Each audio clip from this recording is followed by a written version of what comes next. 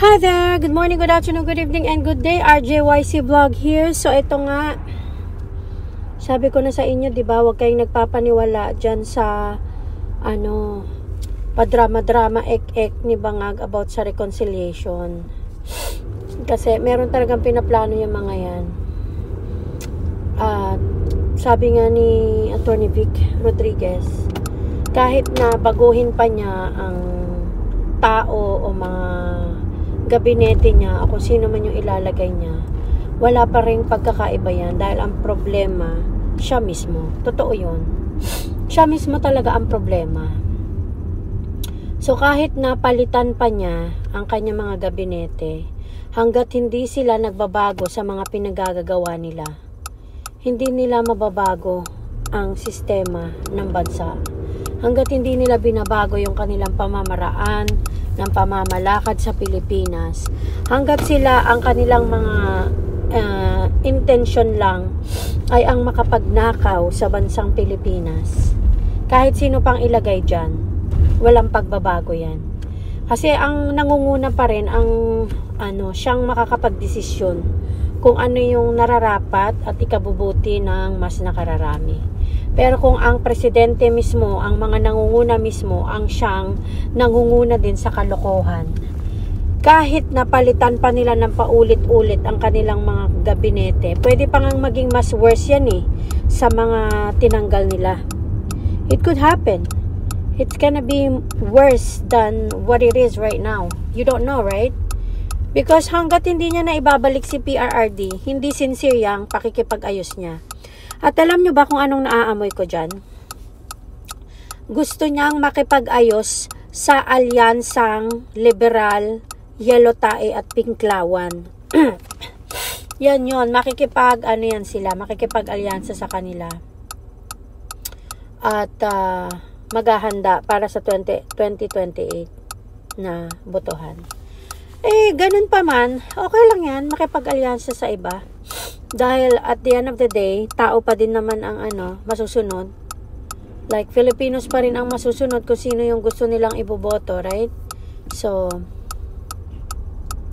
ang mga mamamayang Pilipino pa rin ang masusunod kung sino ang dapat na mamuno sa bansang Pilipinas. So, kahit sino pa ang ilagay dyan, it will not change at all as long as yung mismong Pangulo ay hindi nagbabago. Yan yun. So, wag tayong nagpapaniwala sa mga kung ano-anong kadramahan ginagawa. The fact na merong ICC dyan sa Pilipinas, ibig sabihin, meron pa rin silang ginagawang kalokohan para mas lalong idiin si PRRD at si Bato de la Rosa at baka idawit pa nila dyan si Senator Bongo. Kasi yan ang galawan nila Lahat ng mga kaalyado ni PRRD, dadalihin nila yan. Lahat ng mga kaalyado ni PRRD, tatanggalin nila yan. Kasi yan ang sistemahan nila. Yan ang pamamaraan ng pamumuno nila. Pang-aabuso sa kapangyarihan nila, sa kanilang posisyon. Pang-haras, yan, dyan sila mahusay. Paggawa ng illegal, yan. Dahil yung ginawa na lang nila kay PRRD, malaking kalokohan yan Lahat, ang dami nilang nilabag na batas So, yeah. Tapos itong si Remulla, kahit nag-resign yan, pupunta yan sa magiging ombudsman daw yan kasi may plano sila. So, wala rin. Hanggat yung mga tao na yan hindi nagsipagtigukan at hindi nakakalimutang huminga, wala nang pag-asang Pilipinas. Bakit kanyo? Kasi walang nagsasalita sa inyo. Kayong mga Pilipino, hanggat hindi natatanggal yung ugat ng kasamaan dyan sa Pilipinas, wala nang pagbabago ang Pilipinas.